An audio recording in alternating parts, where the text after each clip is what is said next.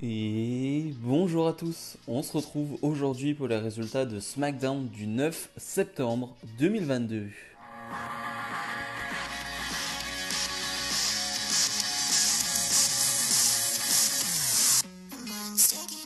Comme d'habitude, avant de parler du show bleu, n'hésitez pas à mettre le petit pouce bleu et à vous abonner. Le show bleu justement qui ouvre avec un match 3 contre 3. On retrouve le clan de Sheamus, donc Sheamus, Pete Dunne, j'ai envie de dire maintenant, mais Butch et Ridge Holland face au clan du champion intercontinental Imperium, donc Gunther.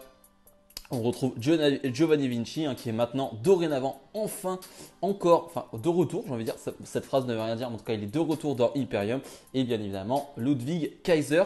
D'ailleurs en parlant d'Imperium, on a pu repérer que le début du thème d'Imperium est de retour. Ce qui est bizarre, c'est que on a juste, on va dire, les 5 premières secondes de l'ancien thème d'Imperium et après on retrouve le nouveau thème. Un poil déçu, j'avoue que les 5 premières secondes j'étais en mode oh, c'est bon, on retrouve ce thème. Et bah non. Et donc on va avoir un match d'une quinzaine de minutes.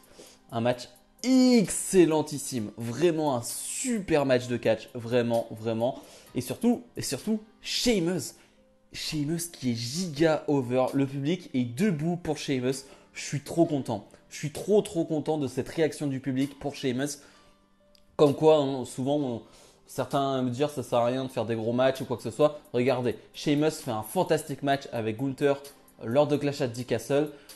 Le public, on va dire, c'est une récompense de la part du public. L'air de dire, ouais Sheamus, t'as gagné notre respect, même si je pense que bon, Sheamus a le respect de tout le monde déjà par rapport à sa carrière. Mais entre guillemets, là il a un statut qui est encore au-dessus, j'ai l'impression. Le public est vraiment debout pour lui et je suis trop content pour lui parce que vu ce qu'il fait depuis 2-3 ans, comme je vous l'ai dit, hein, depuis la pandémie, je trouve que Sheamus s'est vraiment renouvelé. Et là, de le voir à ce niveau-là et de voir que le public est totalement derrière lui, mais à un niveau qui est malade. Vraiment, je ne dis pas juste qu'ils sont derrière lui, ils sont contents pour Sheamus. Non, non, c'est vraiment incroyable et ça fait plaisir. Je suis vraiment trop content. Comme je le disais, on a vraiment un super match et le public va exploser à chaque fois qu'on a des petits moments entre Gunther et Sheamus. Ça a l'air de dire, ouais, on se rappelle du match à Clash at the Castle et on en veut plus, on en veut plus. Bref, on a vraiment de bons moments avec Butch. Giovanni Vinci aussi va briller, à tel point que Giovanni Vinci va donner la victoire à son équipe. C'est lui qui fait le tombé gagnant, Giovanni Vinci. Donc victoire de Imperium. Est-ce que c'est la fin totalement de cette guerre entre le clan de Sheamus et Imperium? Bah, possiblement, hein, c'est une victoire clean. Maintenant, je pense qu'il faut vraiment surfer sur la vague Sheamus. J'ai envie de dire, il y a vraiment des trucs à faire avec ce Sheamus-là. Trouver quelque chose d'intéressant pour la suite parce que il est tellement over en ce moment. Alors, je ne sais pas à quel point ça va durer. Mais je pense qu'il faut quand même profiter de cette hype. La Bloodline est sur le ring. Alors la Bloodline sans Roman Reigns. Donc on retrouve Sami Zayn et les Usos. Forcément, ils vont nous parler de la victoire de Roman Reigns face à McIntyre à Clash at the Castle. C'est Jey Uso qui va nous dire, et oui, malgré tous les haters, malgré tous les haineux, eh bien Roman Reigns est toujours le champion Universal et le champion WWE. Mais maintenant, on va introduire un nouveau membre. Celui qui a fait une apparition à Clash at the Castle, Solo Sikoa. Donc grosse introduction pour Solo Sikoa. Pendant son entrée, on va avoir une petite vidéo sur ce qu'il a fait à NXT. Donc je trouve ça cool parce que NXT n'est pas suivi par grand monde. Et donc je trouve ça vraiment bien qu'on le mette en avant de cette manière-là. Solo Sikoa qui, comme je le disais, a l'un des meilleurs débuts dans le roster principal. Je veux dire, intervenir dans un match aussi important que McIntyre, Roman Reigns devant 60 000 personnes. Je veux dire, à Cardiff, je crois pas qu'on peut faire beaucoup mieux. Donc Solo Sikoa qui va nous dire, voilà, il y a toujours un membre de plus dans la famille, dans la Bloodline. Et surtout, voilà, quand il y a des problèmes, moi je suis là pour les régler. Donc voilà, petite pause avec la Bloodline, plutôt stylé. Et finalement, McIntyre va arriver avec une chaise et j'ai adoré le côté très badass de Solo Sikoa. Pour ceux qui ne l'ont pas suivi à NXT, voilà, il a fait pas mal de street fight. Il a fait beaucoup de matchs avec stipulation. C'est un gars qui est qui est vendu comme très costaud, très, je m'en fous, je combats. Pardonnez-moi. Et donc là finalement ça va être la même chose. Il va rester sur le ring alors que McIntyre arrive avec une chaise. Finalement c'est Sami Zayn qui va prendre ce coup de chaise et McIntyre qui va challenger Solo Sikoa pour un match plus tard dans la soirée. Donc là aussi on est pas mal pour Solo Sikoa avoir directement un match face à McIntyre. pour son premier SmackDown. Ouais, c'est plutôt un bon départ. Les championnes par équipe féminine Raquel Rodriguez et Aliyah font face à Toxic Attraction qui font leur retour du côté de SmackDown.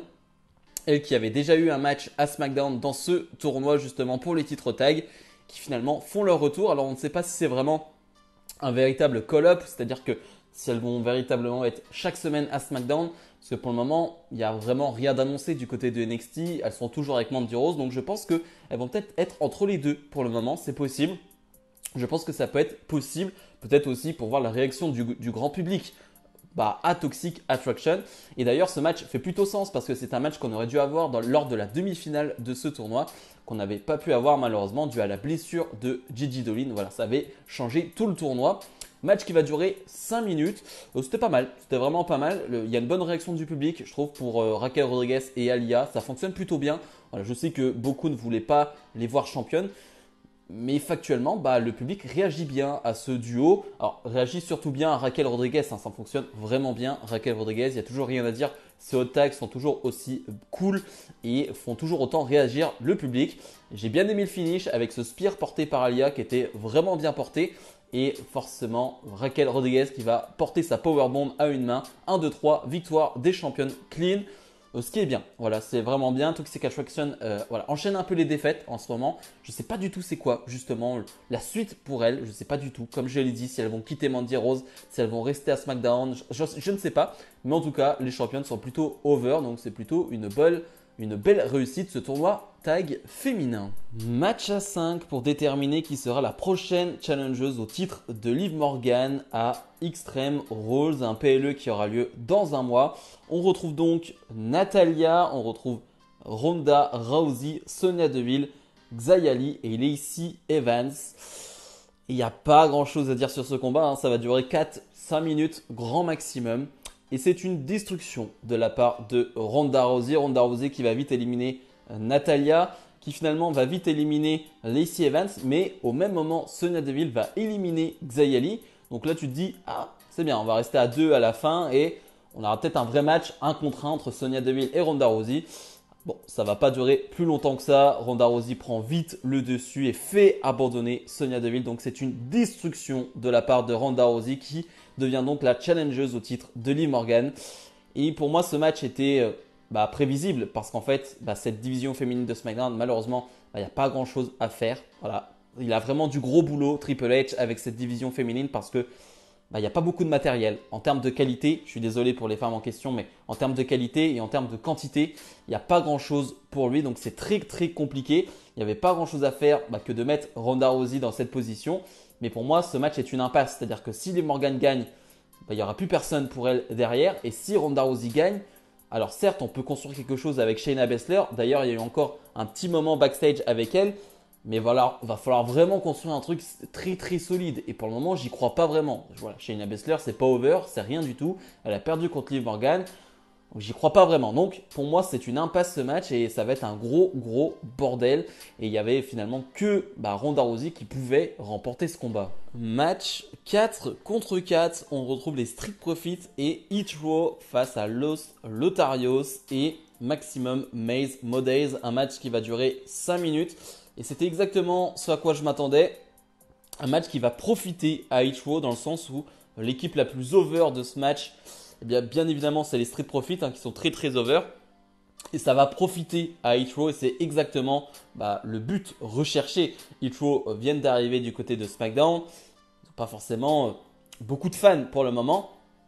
Et je trouve que c'est une très bonne idée de les mettre avec les Street Profits qui sont un peu dans leur, de leur mood. C'est-à-dire qu'ils sont un peu pareil qu'eux. Ils vivent de la même manière qu'eux. Ils n'ont pas les mêmes, caractères, mais en tout cas, ils n'ont pas le même personnage. Mais en tout cas, ça peut y ressembler. Et donc, je trouve ça plutôt malin de les mettre ensemble et ça match plutôt bien. Le public est très très chaud sur ces 5 minutes de match. Le public est très investi et même sur quelques moves de Top Dollar qui n'est pas le meilleur catcheur, mais qui bouge plutôt bien pour un big guy et ça fait bien réagir le public. Finalement, donc, c'est Hit Row qui vont donner la victoire à leur équipe.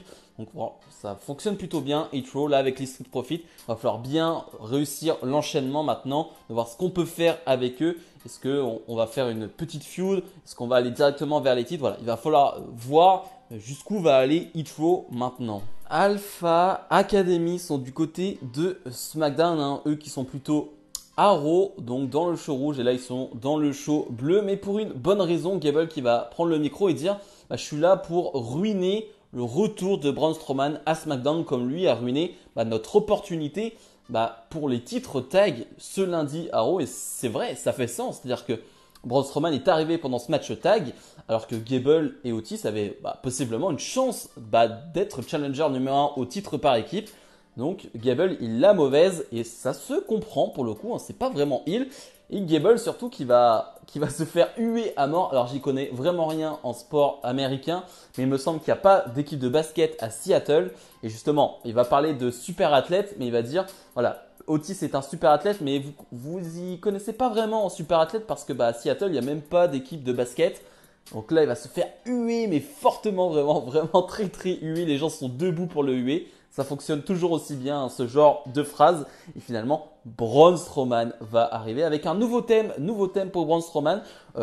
J'ai pas plus apprécié que ça, mais en tout cas, je le trouve meilleur que l'ancien, que je trouvais très moyen. Mais voilà, à voir avec le temps, hein. Vous savez, c'est toujours dur à la première écoute un thème, de se dire est-ce que tu l'aimes ou non. Celui-là est plutôt générique, mais en tout cas, je trouve pas pire que l'ancien. Finalement, Braun Strowman va porter une powerbomb sur Gable et surtout va porter une powerbomb sur Otis. Et ça, c'est très impressionnant. Réussir à porter Otis aussi facilement de cette manière, ouais, c'est impressionnant. Strowman qui est physiquement au top de sa forme. J'ai jamais vu aussi affûté. Le gars a des abdos, il est monstrueusement énorme. Enfin, c'est impressionnant. Très impressionnant, Braun Strowman. Et j'aime la manière dont, pour le moment, il est mis en avant. C'est-à-dire qu'il est juste là pour casser des gueules. Il est juste là pour de gros moments, Braun Strowman. J'ai pas forcément envie de le voir dans des matchs pour le titre ou quoi que ce soit, mais juste là pour des gros moments. Pour un gros truc qui va se passer, t'appelles Braun Strowman. Et je trouve ça plutôt pas mal. Et le main event, on retrouve Drew McIntyre face au nouveau membre de la Bloodline, Solo Sikoa. Un match qui va durer une dizaine de minutes. Ça permet aussi aux gens de voir, de découvrir Solo Sikoa sur un ring. Concrètement, c'est un peu cliché, mais c'est vrai qu'il n'y a pas une grosse différence avec ses frères les Usos.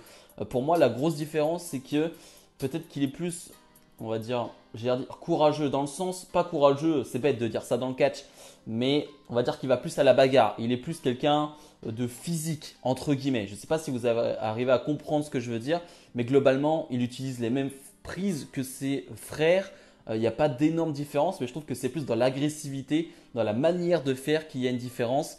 C'est à peu près tout. Donc, vous n'allez pas être choqué, vous n'allez pas être perturbé par le style de catch de Solo Sikoa, qui est un style plutôt classique, mais tout est dans l'attitude, dans la manière de faire. Et je pense qu'il va bien s'intégrer dans la Bloodline avec cette manière-là. J'aime aussi le fait que il n'a pas changé sa tenue, c'est-à-dire qu'il est resté dans la même tenue qu'à NXT. Voilà, il reste dans son même style, il va apporter sa touche à sa manière dans la Bloodline. Et ça, je trouve ça plutôt bien. Le match est bon et je trouve que c'est un bon match pour Solo Sikoa aussi, dans le sens où, comme je le disais, beaucoup ne le connaissent pas et ça permet de montrer qu'il a des qualités et surtout il peut tenir tête à Drew McIntyre. Bien évidemment, il y a plein d'interventions de la Bloodline, donc de Sami Zayn et des Usos, donc ça l'aide fortement à tel point que les Street Profits vont venir aider Drew McIntyre. Ça j'ai aimé, donc ça veut clairement dire est-ce que les Street Profits vont s'incorporer un peu là-dedans et vont avoir encore une chance pour le titre des Usos. Je dis encore une parce que ça fait beaucoup et on sait que je crois que la semaine prochaine il y aura un match pour déterminer les challengers aux Usos. Donc on en reparlera la semaine prochaine. Mais ce match ne va pas avoir de fin parce que Karrion Kross va arriver et va s'en prendre à Drew McIntyre. Dès que Karrion Kross est sur le ring et s'en prend à McIntyre, donc lui porte cette prise de soumission, eh bien on va être en noir et blanc. Voilà, c'est le style Karrion Kross, on aime ou on n'aime pas. Là j'ai trouvé ça un peu particulier cette manière de faire, c'est-à-dire qu'on passe direct au noir et blanc alors qu'on est sur le ring comme ça. Bon, c'était un peu particulier et tu as Scarlett qui est juste à côté qui regarde telle une psychopathe parce que son mari est en train de faire à Drew McIntyre. C'était vraiment pas mal avec un McIntyre qui te fait croire qu'il peut se relever à un moment et en fait non, il retombe directement et voilà, il s'évanouit pas directement et le show se termine là-dessus. J'ai trouvé ça vraiment bien comme fin. Encore une fois, on a un cliffhanger pour une fin qui te donne envie de voir la suite. Et c'est vrai que pendant le match, je me disais, mais c'est quoi la suite pour Drew McIntyre, sachant que Roman Reigns, normalement, ne devrait pas travailler à Extreme Rules. En tout cas, ce sont les rumeurs. Bah oui, c'est vrai que j'avais oublié Karrion Kross. J'avais totalement oublié Karrion Kross. Donc on aura sûrement un match entre les deux, peut-être avec une stipulation même. Mais voilà, pendant un mois, on va construire cette histoire entre les deux. Je pense que ça va être la grosse histoire de SmackDown et ça peut être vraiment très bien. Bilan de ce SmackDown, c'était un vrai bon show, vrai bon show de catch. On a eu vraiment de super combats. Bien évidemment, quand je dis ça, je pense à l'opener qui était vraiment super, vraiment un super match par équipe, 3 contre 3, où ça frappe fort, où vraiment il y a une ambiance de dingue. Donc vraiment tout était réuni. Donc c'est un match, si vous ne l'avez pas vu, allez le voir directement. On a un bon main event, on a un Solo Sikoa qui arrive, on a Braun Strowman qui est là à SmackDown. Encore une fois, le seul point négatif, c'est la division féminine de SmackDown. Ça, c'est vraiment un gros point positif à SmackDown. Mais pas que de l'ère Triple H. Ça, on le dit depuis des mois et des mois, que la division féminine de SmackDown est faible en termes de talent, en termes de quantité. Donc ça, c'est un problème qu'il va falloir régler rapidement, soit par des call-ups de NXT, soit ramener des anciennes stars. Je ne sais pas. Je ne sais pas ce qu'il va falloir faire et ce que va faire Triple H. Mais il faut changer quelque chose, ça c'est sûr et certain. Donc si je dois donner une note pour ce SmackDown, on est sur un bon 8 sur 10. C'était vraiment un show très agréable à regarder. Bref, comme d'habitude, n'hésitez pas à mettre le petit pouce bleu, à vous abonner. Et nous, on se retrouve dès la semaine prochaine pour d'autres vidéos. Salut, salut!